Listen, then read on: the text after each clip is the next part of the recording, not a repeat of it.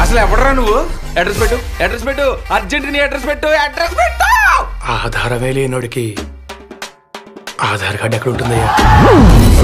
Hi viewers, మా video నచ్చినట్లయితే please subscribe చేయండి, లైక్ చేయండి, షేర్ చేయండి. సో ఈరోజు మూవీ రివ్యూ వచ్చేసి మన పురుషోత్తముడు మూవీ రివ్యూ చూద్దాం. సో రాజ్ తరుణ్ గారు నటించిన మూవీ ఇది.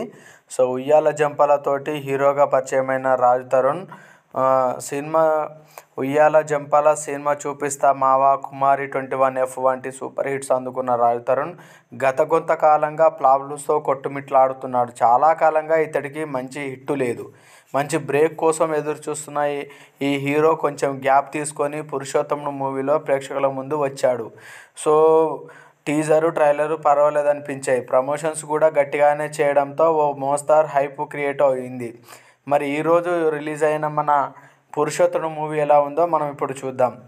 సో ఇందులో ఒక గ్రామం నేపథ్యంలో సాగుతుంది కథ అంతా. సో హీరోకు 100 కోట్ల ఆస్తి ఉన్నా అవన్నీ వదిలేసి సాధారణ జీవితం గడుపుతుంటాడు. ఈ క్రమంలో పేద ప్రజల జీవన విధానం, కష్టాలు తెలుసుకొని చలించిపోతాడు, వారికి సాయం చేస్తాడు. ఈ పాయింట్తో శ్రీమంతుడు, బిచ్చగాడు, పిల్ల జమీందారు ఇలా పలు తెలుగు చిత్రాలు వచ్చాయి. దర్శకుడు ఎంచుకున్న పాయింట్ కూడా ఇదే. కథ రొటీన్ అయినా తెరపై కాస్త కొత్తగా చూపించే ప్రయత్నం చేశాడు. కానీ పాత కథే కావడంతో సినిమా చూస్తున్నంతసేపు అవే గుర్తుకు వస్తాయి. కథనం కూడా ఊహకు తగ్గట్టే సాగిపోతుంది. ఫస్ట్ హాఫ్ ఎంటర్టైనింగ్గా ఉంటుంది, సెకండ్ హాఫ్ సాగదీతగా కనిపిస్తుంది.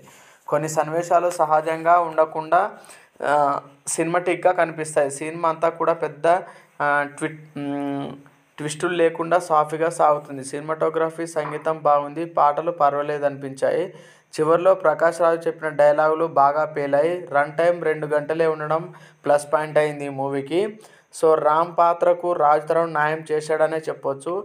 హీరోయిన్ హాసిని సుధీర్ అందంతో మెప్పించింది. నటనలోని ఇంకాస్త ఇంప్రూవ్ అవ్వాల్సి ఉంటుంది. రమ్యకృష్ణ ఎప్పటిలాగే హుందాగా నటించింది. ప్రకాష్ రాజు, వీరన్ మొత్తం శెట్టి, మురళీ శర్మ తమ పాత్రలో ఒదిగిపోయారు.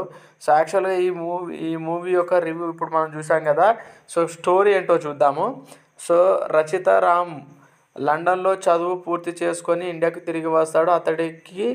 అతడిని తన కంపెనీకి సీఈఓగా చేయాలని తండ్రి మురళీ శర్మ భావిస్తాడు. అయితే కంపెనీ నిబంధన ప్రకారం సీఈఓ కావాలంటే ముందు ఆ వ్యక్తి 100 రోజుల పాటు అజ్ఞాతంలోకి వెళ్ళాలి. ఆ విషయాన్ని రామ్ పెద్దమ్మ రమ్యకృష్ణ అందరికీ గుర్తు చేస్తుంది. ఆ కంపెనీలో తనకు 50% వాటా ఉండడంతో రామ్ అజ్ఞాతంలోకి వెళ్ళక తప్పదు. రాజమండ్రి దగ్గరలోని కడియం పులంక అనే గ్రామానికి ఒంటరిగా వెళ్ళిపోతాడు. ఆ గ్రామంలో నర్సరీ నడుపుతూ అమ్ములు, హాసిని సుధీర్ దగ్గర పనిచేరుతాడు.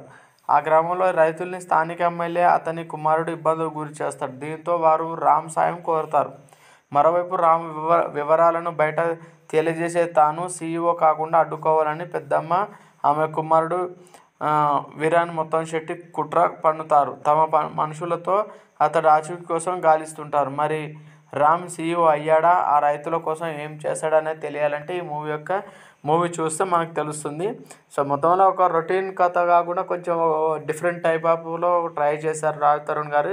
ఈ మూవీతోటి మంచి ఓపెనింగ్స్ వచ్చాయని చెప్పొచ్చు. మంచి బ్లాక్ బస్టర్ కాకపోయినా కనీసం హిట్ మాత్రం కంపల్సరీ కొట్టాడనే చెప్పొచ్చు.